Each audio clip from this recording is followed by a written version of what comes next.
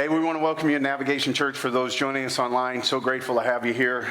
I want to tell you a story about an African king that I heard a couple weeks ago that I just haven't been able to forget about. This African king had a very best friend with him. And no matter what this African king did, he always had this best friend that would travel with him, and go to places with him. But his best friend had a habit of no matter what happened, good, bad, indifferent, his best friend would always say this: "It is good."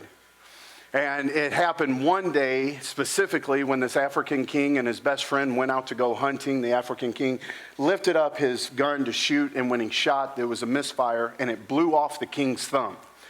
And of course, they had to bandage it up, and right after it was done, his friend looked at him and said, "It is good." So, by the way, I've been one. Am I allowed to do an accent? No, because every time I do it, I just think I'm Eddie Murphy from Coming to America. So I don't know am I allowed to? So I don't know if I am or not. If I'm not, excuse me. I'm very, very white. So this African blew off the king blew off his thumb, and his best friend said, "It is good."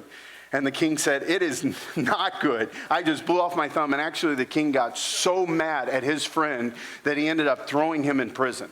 He was just infuriated that his friend would possibly say that this is a good thing. And about a year later, the friend is still in prison. The king is kind of recovered, and he went out hunting again. He went out to this area that he knew he shouldn't have been in, but he went anyway. And it was filled with cannibals, and he ended up getting captured. And the king was captured. He was tied up. He was taken back to their camp. And as they are stoking the fire to begin putting him on top to cook him, they noticed that he was missing the thumb.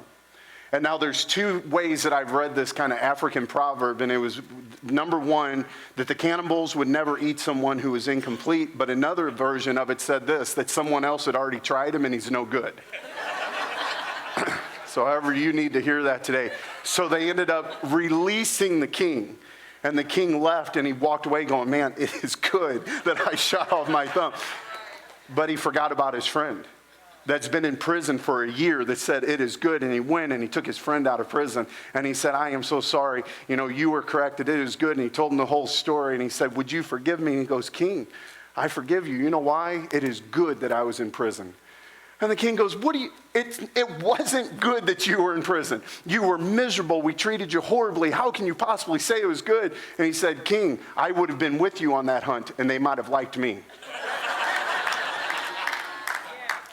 So today's conversation is, can we get to the point where we say, "It is good"?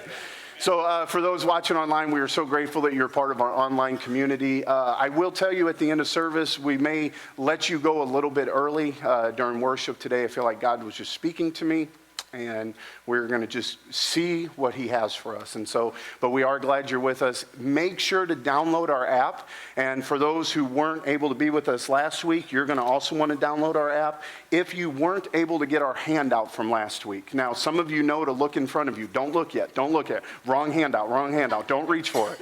But this was a handout for last week that got us into our conversation of right side versus left side living.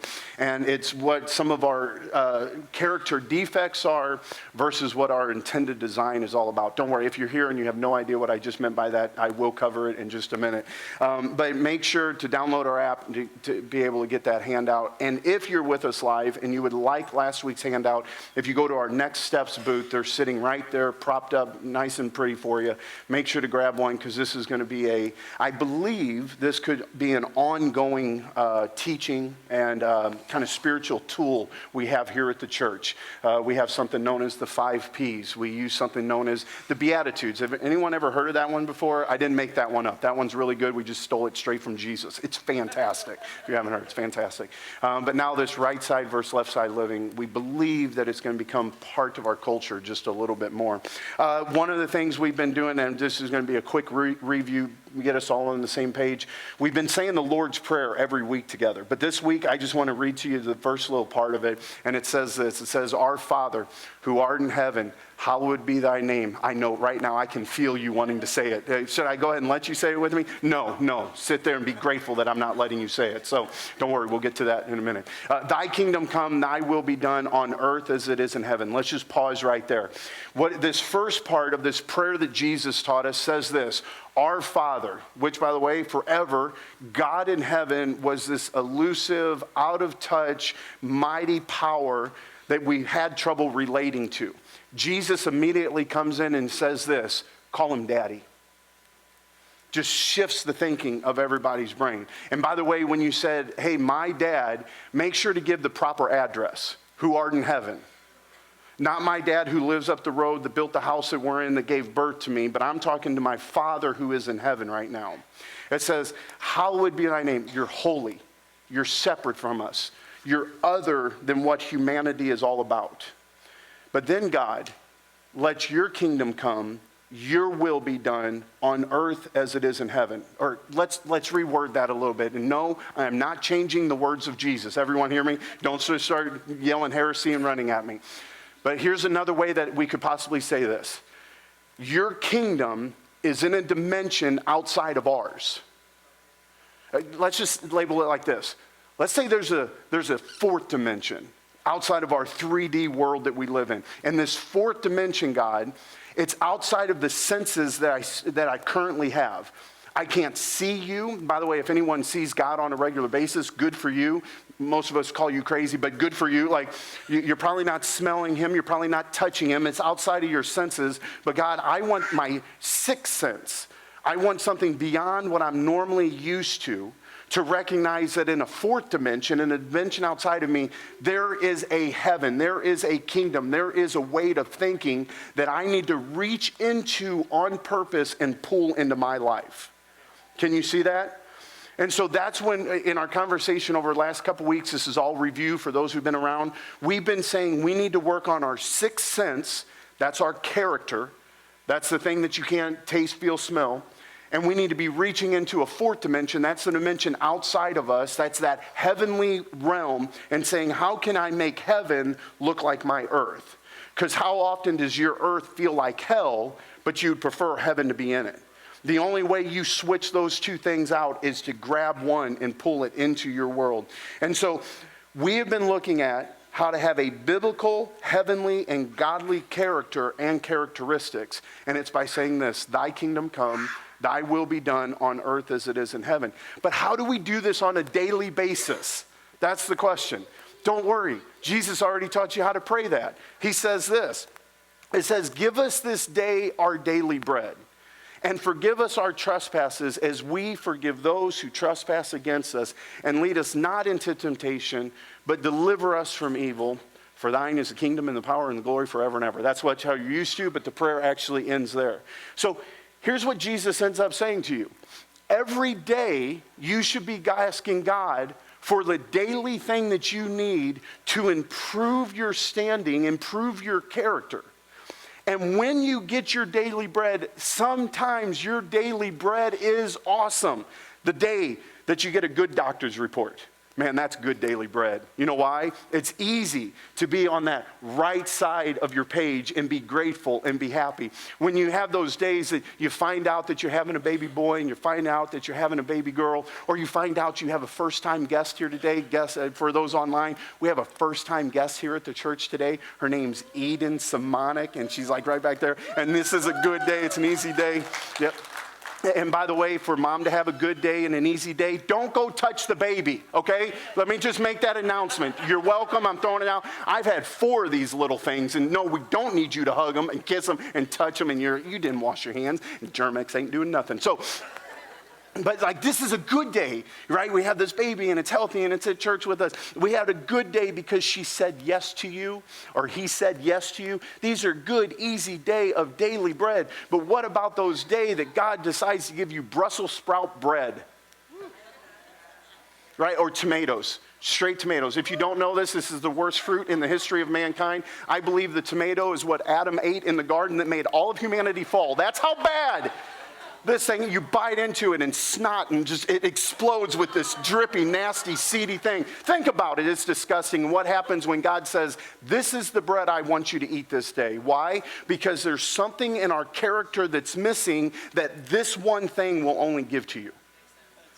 When you're lacking, that's when you need, but so often we need because the thing we're lacking is the thing we're resisting, and it actually moves us over to the left-hand side of the page rather than the right side. And God says, wait a second, part of your character is deficient, and the only way to get these vitamins in you, the only way to get these nutrients in you, this fiber in you, is to give you this daily bread. And God, after you give me this daily bread, here's what I need to make sure to say. Forgive me my trespasses.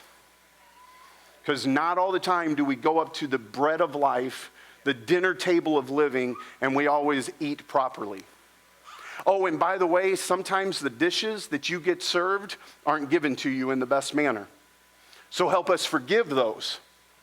Because we need to be forgiven of our responses, we need to forgive those. But ultimately, at the end of the day, we can't reject the daily bread that God's given to us because we're missing something.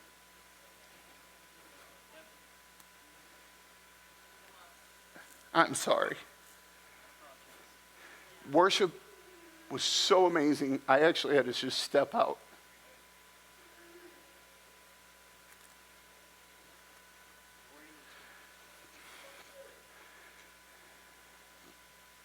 I know, naturally speaking, the only way I physically get to where I want through my working out is to eat different daily bread than I eat right now.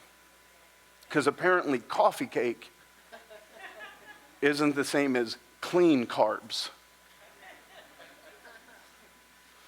And protein in the shape of a Big Mac isn't healthy proteins.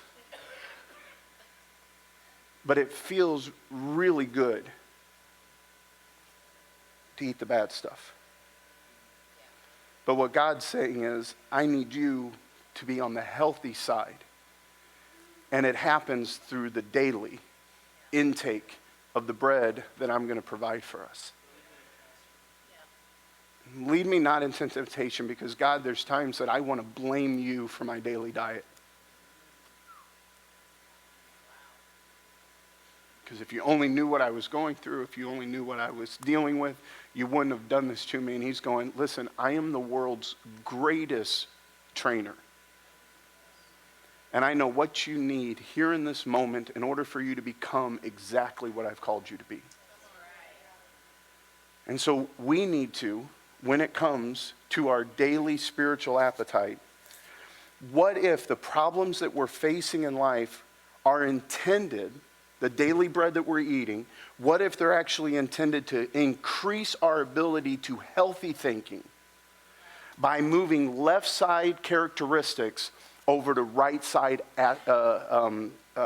assets. So these liabilities, and if you look at the page from last week, download our app, get the paper in the back.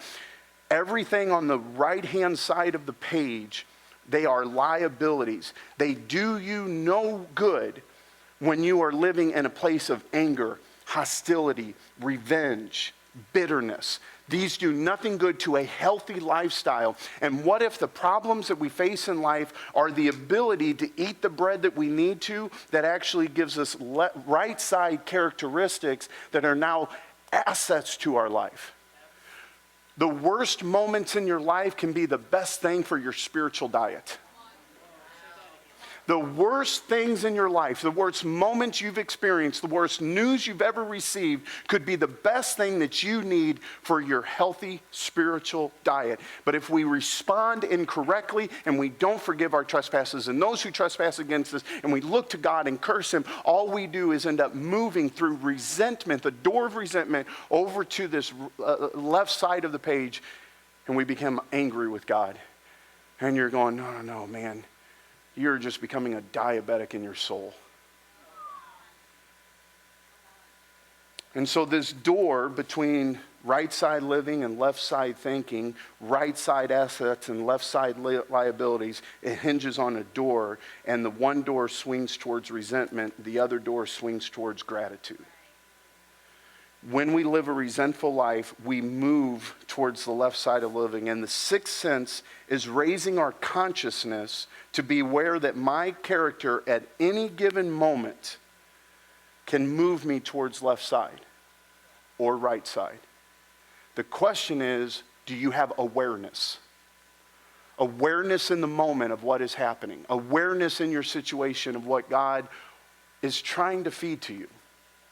So the main point of today, if you take nothing away, everyone pay attention. I know you might have lost me. You might have been, those at home, put down Candy Crush. Like, it's okay. You're not going to be at the level I'm at, so don't even try. Like, it's ridiculously high. Like, I've been playing that game way too long. So, ready for this? Gratitude is a choice. Last week we talked all about resentment. I don't want to take time to revisit that conversation. It's the conversation right now. I need your door to swing towards gratitude no matter where you are in life. And gratitude you have to see as a choice. And let's just put a little biblical context into the kind of few thoughts that I'm going to throw out to you today. If you have your Bible, open up to Acts chapter 16. If you have your phone and you want to open up your YouVersion app, go to Acts chapter 16. If you have our app, make sure to open up to today's sermon notes and you'll be able to read Acts chapter 16. If you don't have any of that, look behind me. I'm providing you the scripture, Acts chapter 16. There is no excuse not to read your Bible right now. Like, there's 4 options for you. Ready? Acts chapter 16. I was going to give you the whole backstory, but I'm pretty sure verse 22 tells you exactly the backstory. The crowd joined in the attack against Paul and Silas, and the magistrates ordered them to be stripped and beaten with rods. Do you need much more of a backstory than that? Actually, I'll go ahead and give you a little bit of it. Paul and Silas are teaching, sharing God's word, loving on people, hugging on people, feeding people. And there was this woman who was possessed by demons, absolutely miserable and tormented. Other people were manipulating her to be able to read the future, and then they would force people to pay them through the manipulation of her torment. This is an absolutely abusive situation. And Paul, I'd love to tell you in grace and mercy that Paul set her free. Truth be told, he got annoyed with her because she kept following them around, screaming things. Finally, he turned around. By the way, power of God, this would be awesome. If I did this, we'd do a traveling ministry. Ready for this? He just turned around and he's like, I'm done with you. Get out, evil spirit. And all of a sudden, she was set free. Absolutely delivered and set free. And every person that was making money off her got so angry, they brought him up on false charges. Because just because you do something good in life doesn't mean that those that are prospering over evil will be happy with you. And so they end up bringing these charges. And so Paul and Silas, could I say this, completely living on the right-hand side of life. The characteristics, the attributes that they were supposed to be showing and demonstrating, they were 100% doing it. Now all of a sudden they've been put into a place where they need to be aware of the situation that they're in. And I would say this, they are now having to make a choice of, are they going to move to right side characteristics or left side liabilities? And they're standing there because it goes on after they had been severely flogged. I don't really know what it looks like to be severely flogged, but the name flogged itself doesn't sound good. And they were, let's do an American term. They got let's say it a different American term. They got beaten to a pulp. Right? Can I say that? Is that too old school? They got the snot beat out of him, like tomato level snot beat out of him. And so they were thrown. There's someone who just joined us online. You're like, what is tomato level snot? Rewind it. You'll figure it out. And so they, not only were they severely flogged, they had no medical attention given to them. They had no one bandage their wounds or give them food and water. They were immediately thrown into prison. And prisons at this time are in the lower part of the city, so anything that would be dropped or done on top of the city eventually filters down through this. And if you're thinking that I'm talking about urination and other things, that's exactly what I'm talking about. You are in disgust and filth and just the nastiest environment that you can think of. And the jailer was commanded to guard them carefully. And when he received these orders, he put them in the inner cell. So he wasn't on the outside where they had a window view. They couldn't see the courtyard that 1 hour a day they get to go play in. They didn't have a mess hall nearby or TV that they could watch. They're in the inner cell in the darkest place. And not only that, he chains their hands and feet to the wall. And have you ever just have you ever hit your shin before? The best thing to do is what? Rub it out. And I don't know medically if that helps, but man, it just feels better. When you stub your toe and you said the word, we all know the word you said, you grab that toe and you kind of imagine just being beaten and now your hands are stretched aside, your feet are down, smelling what you smelled in the darkest part of the prison. They're strapped into this with guards watching over them because what, they're going to pick the locks? They're going to come out swinging? Personally, can I say this? If they resented the people of this time, I would have no problem with it. I'll go on to say this. If I was them, I'd probably be angry with the people. Come on, you guys are looking at me so judgmental right now. Someone be honest with me. You would be using new curse words that no one ever heard before. You'd be talking about their mamas. Your mama's so fat. Okay, so like you would be finding ways in order to just, and here's what you do. You replay what happened. How could I have done it different? If, you know what, if I would have seen this guy come from my right, I would have ducked it and given him a left uppercut. Like you would have been reprocessing everything. We would have been doing that. And we find ourselves in this horrible situation. And here's where Paul and Silas, this is why I'm reading the scripture. And it was about midnight. Paul and Silas were praying and singing hymns to God. Here's what I'm thinking my prayer would have sounded like. Because here, I would have been thinking, I would have been on the right-hand side of my living with this prayer. God, why did you let this happen to me? God, why did these people who are evil triumph over me? And really, you know what this prayer is?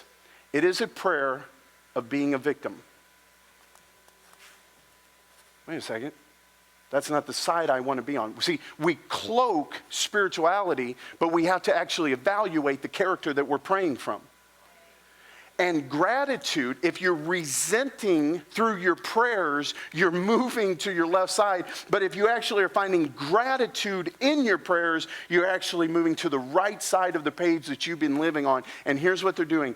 They're worshiping and praising God. And I could hear them saying this, God, thank you for putting us in this situation. God, no matter what the people out there are saying and doing, and no matter what they did to our physical body, you are still King, and you are still Lord, and you are still lifted high. No matter what I am feeling in my natural body, there is a girl right now that used to be tormented by demons, but she's been set free, and the price that I'm paying in this place is a small price to pay compared to what you did on the cross when they hung you high and stretched you wide. God, I worship you right now. There is a place of gratitude that had to be birthing inside of them. And it says they were praying and singing hymns, and all the prisoners were listening to them. Because here's what character is. Character isn't what you are when everyone's looking. Character is what you are when you don't think anyone's watching. But you need to know this in your life, that the people that are cynical towards Christ, they are privately and secretly watching you when you're at your worst to find out what your gospel is all about. Because when I go out to my mailbox and I get a check that I didn't receive because last Sunday I gave an offering I wasn't planning on offering, that is easy to go around and tell everybody about that testimony. It is easy to tell everybody about the good things that God is doing in my life, but what about when my wife is in an accident and I lose one of my kids? Am I over here going, God, it is good. Oh, I don't know why I'm eating this, but it is good. And my character is going to be found on this side because, God, it is good. And that's when the people around you will know what it is that is truly inside of you. And that character that you have to have, it isn't when everyone's looking. Because I'll tell you now, when I'm on this stage, I'm at my best. Let's see how I look in Walmart when my kids are grabbing at everything. I don't know who designed those things, but I think they on purpose put candy in the checkout aisle. I could be wrong. I think that's intentional. And by the way, do you notice it's all at a 5 and 6 year old level to be able to grab? It's great. Put it up higher. Get it out of their reach, but they don't. They put it there. How do I respond there? How do I respond when the people at Walmart are driving me nuts? You couldn't have prepped your wallet on your way to the checkout. You didn't know that they were going to need money, but now you got addicted. Like, that's when you start. I don't know why I'm picking on Walmart right now. I got to be honest, I never go there. So when you find yourself, I'm just going to read this to you the way I have it written. Gratitude isn't something you have because of your circumstance. It is something you have in the middle of your circumstance. if who you are and how you respond is determined upon external stimulation, I'm going to let you know, you do not have gratitude in your life. Because gratitude isn't the thing that moves you one way or the other. Gratitude is a choice that you make in order to ensure that you're on the right-hand side of your page. Gratitude is that thing. We see here, and by the way, right now, I could talk to you how in the middle of this jail cell, what gratitude did for them on the right side versus left-hand side of the page, but I'm going to go full spiritual on you. You ready for this? The first thing it does, it opens the doors for God's presence. When you're in the middle of the circumstance and you choose at that place to worship God, find God, thank Him for your daily bread, it opens up God's presence in your life. And I promise you this, with God's presence in your life, you will naturally move towards right side thinking versus left side liabilities.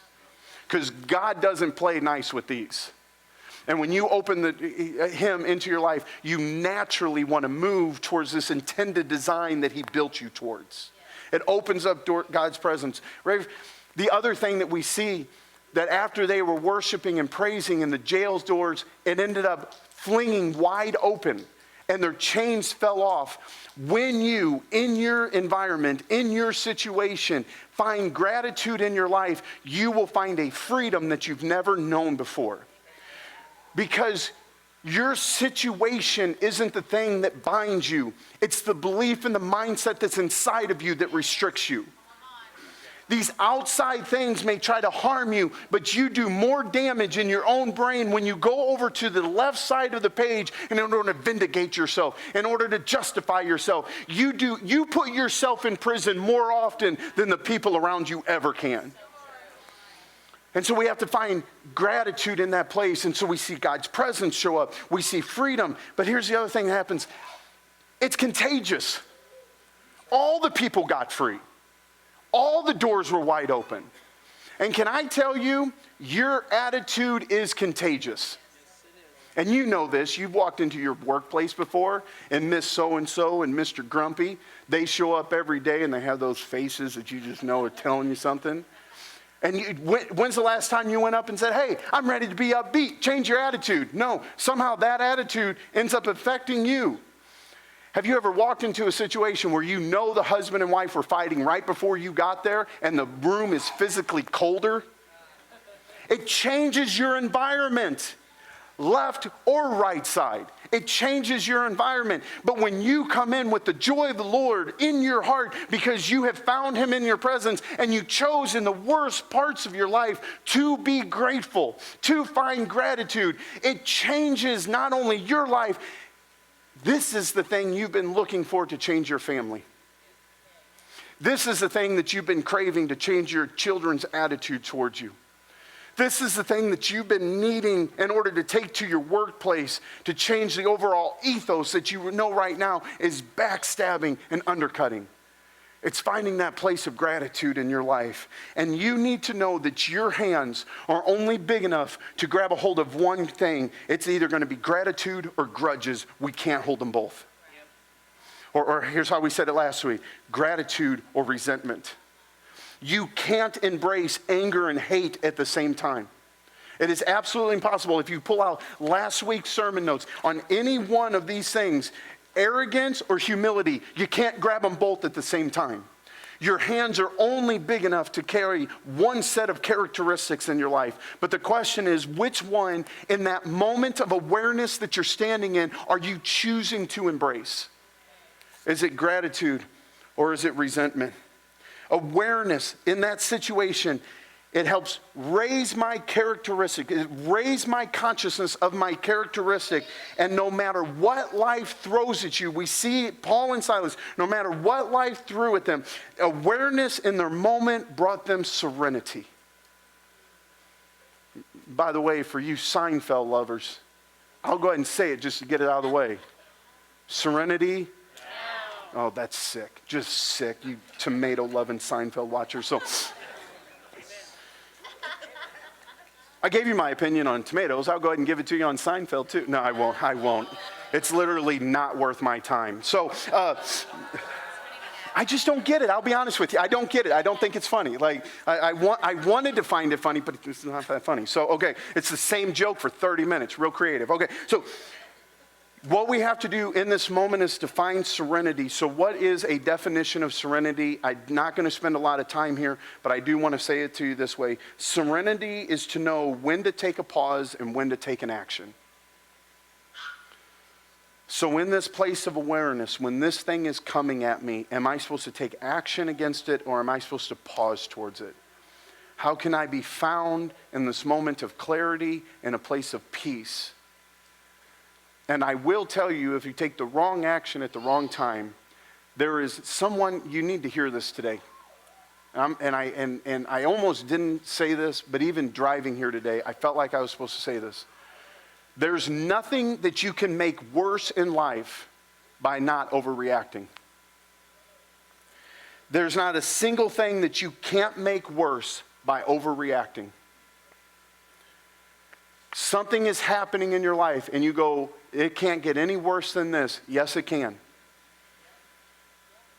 By you overreacting. By you moving to that left-hand side of the page. You absolutely can make it worse in your life. But what if, in that place in your life, when, I'll just say this, when all hell is against you, when all of life seems like it's attacking you and bombarding you, when nothing's coming your way, you can just say, listen, I need to be aware in my sixth sense that my character can improve, that if I focus on grabbing a fourth dimension heaven and pulling it here, and when I see that it's beyond me, I can have a heavenly characteristic through the doorway of gratitude to be able to find what God is trying to feed me on this day. So how do we do this in a practical thing? Here's what I'd love for you to do. For those watching us online, you need to have your app pulled up at this point. For everybody else, straight in front of you, in the chair, you're going to find this week's handout. I'd love for you to be able to have this. If you're here for the next couple weeks, you'll be able to find these back at our Next Steps booths. And we can, if you contact the church, we'd always love to get these in your hands. The next couple weeks is going to be different around here. Let me just do a quick announcement, commercial. If you've how many have ever been a part of our series called At the Movies? Yeah. Okay, go ahead and put your hands together so people online can hear you. At the Movies for the next 4 weeks is when we're going to sit back and literally watch a movie at church. We're going to take some of today's most popular movies, and I'm not actually allowed to announce what movies that we are able to promote, and that is actually because of the rights to be able to show them. We can't promote it ahead of time. I will tell you now, for anyone who will get this, we will not be doing Magic Mike, for anyone who remembers that from a couple weeks ago. And if you're here for the first time, you go, did he just say Magic Mike? Yeah, go back and listen to the archive. So we won't be doing that movie, despite what my wife wants. No, you got to go listen to the sermon and you'll get it. And she's not here, so I'm okay saying that joke. Next couple weeks, we have not been encouraging you and promoting for you to bring your friends to church. And the reason why, during this COVID season, when is it proper to say, hey, you can come back church, you can come back church. But I will tell you, over the next 4 weeks, if there's been someone in your life that you've been wanting to talk to about Jesus, the next 4 weeks is the easiest time to do it. Invite them to church to eat popcorn, drink soda, have some candy, and watch a movie. That is literally what you'll be doing over the next 4 weeks. And so I just would give you that quick announcement, quick update. For those online, you will only be able to watch it as we stream live. We cannot archive these and you watch them at a later time. So set your clock, set your times to make sure to be over the next 4 weeks. And it's just going to be a beautiful day in this neighborhood as we do this impossible thing that we want to reach. What? I'm just saying. Yeah. And we can't do it yesterday. We'll have to do it tomorrow. And so just stay with me as we don't announce the movies that we'll be doing.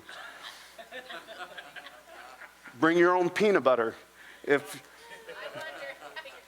I didn't know how I was going to get that one either.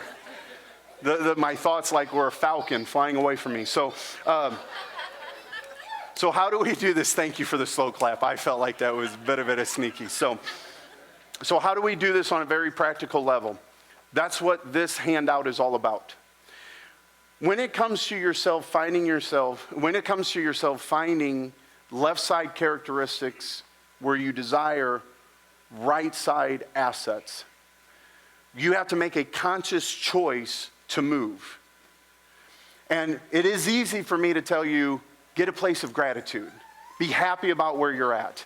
Find joy in the moment that you're living in. Practically speaking, how do you do it? Here's what I like to do. I'm going to ask you to go towards the bottom of the page. You'll see something on your left side that says power and control, and on the other side, healthy relationships. And this is the example that I want to give to you today, because I believe most relational conflicts, and I just say the word most, this is a generic thing, most conflicts that you have in your life boil down to a power struggle. It's your belief versus my belief. I would even go as far as saying this. I believe every major war ever has come over one thing: belief systems. And you may not believe with me on that, you may not be with me on that, and that's fine, because this isn't a theological thing. This is my opinion. So it just comes over my belief versus your belief, and when we can't come eye to eye on our belief systems, power struggles incur, because what I'm going to do, if I can't get you to believe me, I'm going to do what I can to climb on top of you to enforce my belief system on you. But one of those is left side. The other side is this: healthy partnerships, right side thinking. So if you find yourself in a place where you can't mentally shift from your left side to your right side thinking, this is where this piece of paper comes in, and you find what it is you're doing. And if it's a power control, this means this. Over here, I demand more of others than myself. I demand to be heard and understood. I manipulate, I deceive. There's a competition, me versus you. I need to win this fight. I need to win this battle. And eventually it can become abusive. Maybe not physically, but emotionally, mentally abusive.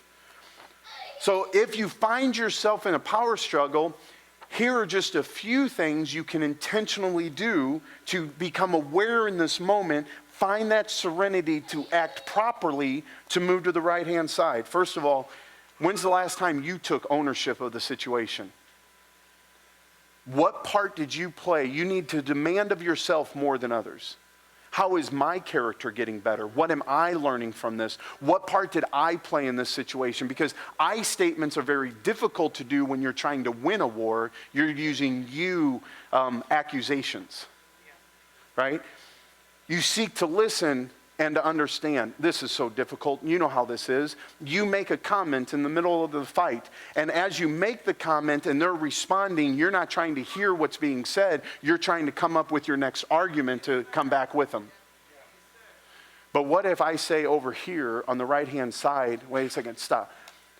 I heard the words you just said, but can you say that to me again so that I can hear what's trying to be communicated? Now that you've said that, would you mind if I said it back to you to see if I understood what was even being communicated at this time? Because I am grateful that we're in the middle of this struggle, because through gratitude, our relationship can be healthier. Through resentment, our relationship can be destructive. How can I negotiate a win-win? You know the best contracts in the world that no one wants to be in is when everyone feels like they lose a little and win a little. If you're ever in a contract where you win and they completely lose, I'll let you know, not a healthy contract. There has to be that give-take in that situation. Collaborate. It isn't just you and your opinion over dominating their thought process. And you practice this nurturing attitude where how do I help you? How do you help me? And so I'm not going to go through each one of these independently, because I do believe this chart, this graph, this layout is good enough for you to be able to kind of process on your own.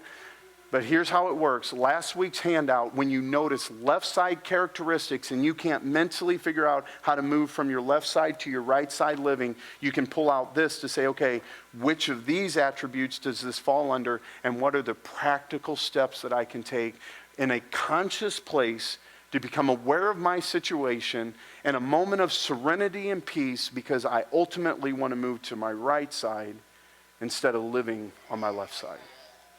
So that's your very practical takeaway application for your life. Now what I like to do is get honest with you. Because this is one of those sermons. Have you ever heard a pastor say this? Boy, that preaches by the mile, but we have to live it by the inch. So guys, from now on in your life, anytime something bad happens, be grateful. Selah. You're going to walk out of here and someone in the church parking lot is going to rear end you. Hypothetically. And if you could do it right outside of our property so my insurance doesn't get hit, I'd appreciate it. But serenity now. Yeah. So it's easy. It's easy to say you need to live in the budget of your finances. It's easy to say you're going to eat healthy. It's easy to say you're going to love other people. It's easy to say you're going to have a life of gratitude. That's easy. Doing any and all those things are very difficult. Just say amen to me. I need to know you're with me right now. So I started this conversation, and to remind you, this isn't 3 different sermons. This is one long sermon. And the week number 1, I started telling you about my process of a life of coming to know this information and how I have owned it to myself, because I am someone who suffers from a disease known as alcoholism. Alcoholism is when I take a depressant drug that has diminishing returns. In its very nature, it's chronic and fatalistic, which means the more I have is the more that I want. And we call it an addiction, but it should be called a subdiction because it doesn't actually add anything to your life. So I started telling you about that. And I can tell you now, I know this is going to sound weird, I am grateful that I suffer from the disease known as alcoholism. I couldn't say that less than 2 years ago. Because here's what happened less than 2 years ago. An amazing staff and wives, and I had been hiding this disease from everybody, thinking I was. And it got so bad where my wife goes, David, we're going to have to pull other people into this conversation. Because some people would say that my wife, what's it called when you are not enabled? And we don't view it that way. My wife, in private, was doing everything she could to help me get free, but she got to the point of saying, listen, if I keep doing it this way, I'm just enabling you now. So just pulled my brother in, pulled some of my closest friends in. And then it got to the point of saying, listen, if you do this again, here we're pulling in the pastors. And if you do it again, and it may sound weird to you that don't suffer from anything like that, but you run through every roadblock no matter what people put in front of you until you come to the place of saying, I have a problem.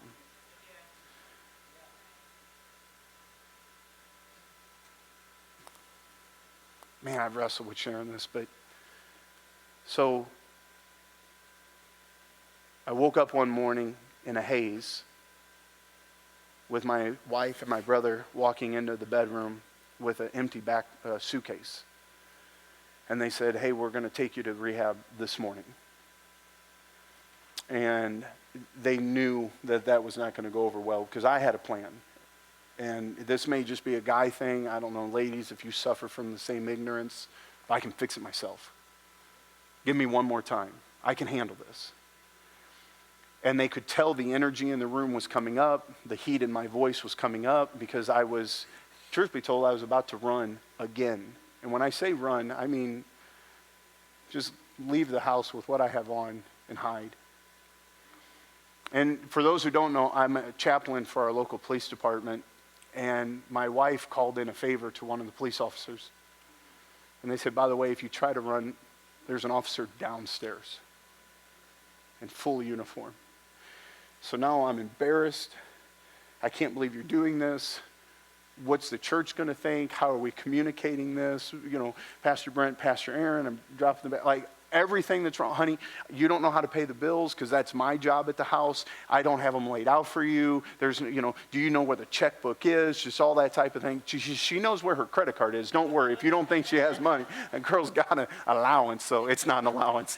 She holds the purse strings. But I have an allowance. That's a good way to say it. And I had no option at this point. And go downstairs and I see this police officer, and rather than my wife putting me in our car, he puts us in the back of his. And it was a perfect example of how I was feeling. I was just being arrested in that moment. Drove me all the way over to the place that I was going to be at. Get out of the car, and he said, listen, from here on, this is a family thing. Won't be a part of it with you. He goes, do me one favor. Please text me when you're happy that you're here. I was so mad. Because I knew that Sunday was coming and I wasn't going to be here. And I'd come to find out that one of our apostles were flying in from a different state to literally stand in front of you guys and say, your pastor has a problem with drinking and we have to give him some time off for him to fix himself. And in my imagination game, that's when half of you go, see ya, and the other half of you go, well, we can't leave for a while because that group just left, but eventually we're all out the door. So I love you.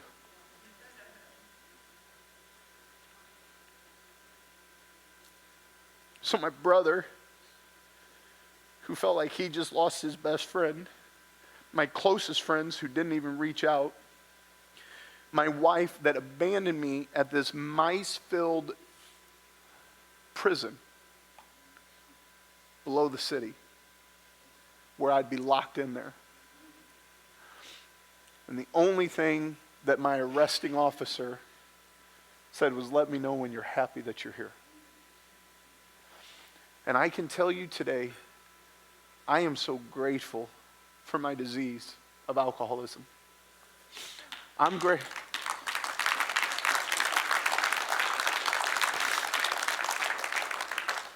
I am grateful because when Paul says that he has a thorn in his flesh, God, why won't you get this away? And God's response is, my grace is enough. Every time that I think about drinking, God's grace has been enough, and I never would have known his grace lest I had this thing in my life.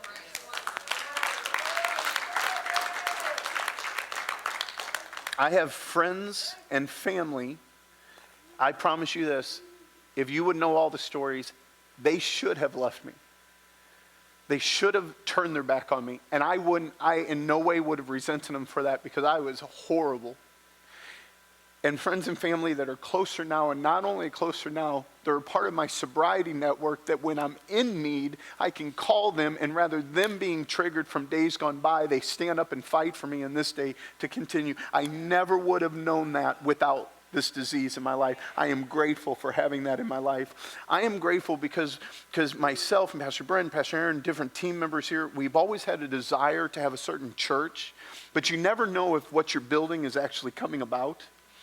And when our apostle came in to make the announcement on that day, at that time we were doing 2 services pre-COVID, I was informed that in both services, everyone stood up and applauded.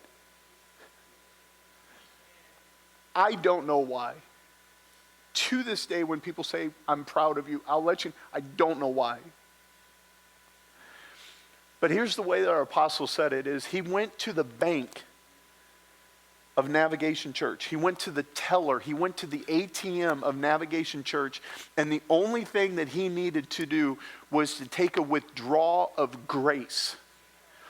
And rather than having a church full of judgmental, angry, lack of grace, he said there was more than enough funds. And this isn't me, this is you. The church that we've desired to have grace for those that are weak, those that are broken, those that are lost, those that are bound. I never knew if we were actually doing that as a church, but when I needed it and he went to the ATM of grace, you had enough for me, which means I think we've had enough for you. I am so grateful to know the church that we have, that years later I can sit up here and I can tell you about this journey, and I don't feel like I have to leave and wonder what are people saying, and are they going to be angry, or are they going to leave? Are they going to leave? It doesn't matter. You know why? Because the overall ethos of the church is one of saying we are broken people willing to find God together. I am so grateful for that.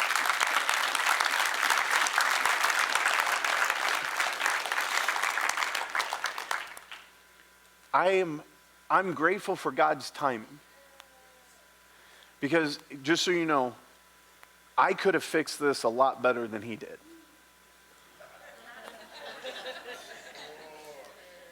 Right? I could have done it a little more privately. I could have done it a little faster. I could have done it, just cheaper. Lord knows I could have done it cheaper. But here's the thing. I'm grateful for God's timing. I would have preferred for him to deal with this when I was 20, 21, not in a pulpit. So, for those who don't know, we've been trying to sell this building and the building next door for years now. That's an understatement of the day, folks. So, originally we were supposed to close, and the buyer, I'm just going to be general with you right now. He failed to complete what was necessary in order to close.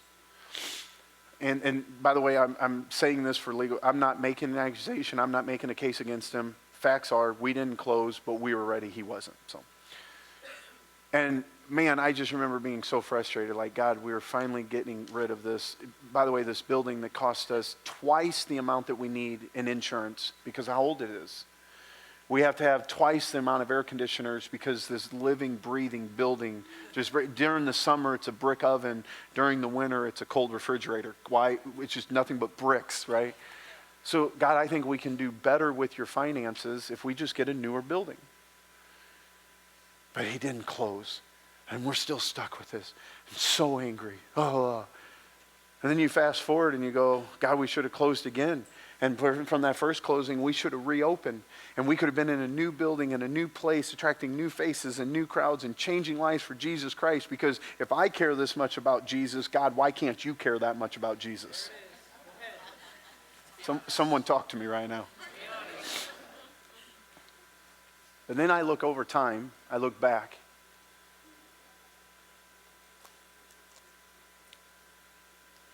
We would have closed right when I went into rehab. So the guy you see all the time, I'm not the main player here, the team is. But the guy you see all the time, we close and we say this, we need to raise $250,000, $500,000, $1 million to go to the new place. And oh, by the way, the main guy that preaches all the time, he's not here, he's a drunk over in rehab. How do you think that would have went? I don't know what the ATM of grace would have been like. But to say we're going to move forward while he's that, everyone would think, before I invest money into this, don't we need to make sure he's healthy? And then if you look at when we were originally supposed to close, if we would have closed, and if you wouldn't have left, and if we would have raised money, we would have been opening our brand new building at the beginning of COVID. How would you like that launch party? Hey everybody, we just invested $2 million, whatever the number is, in a brand new building. Watch us online. Man, I can look back and say, God, I am so grateful for your timing. And even though it was the daily bread that I did not want to eat, I sit here.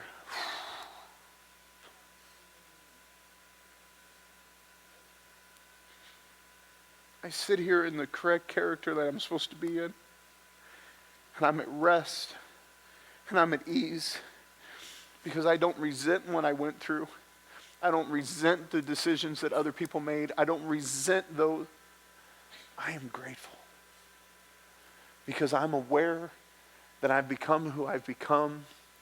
Because in moments of serenity, I was able to act towards right side characteristics. So God,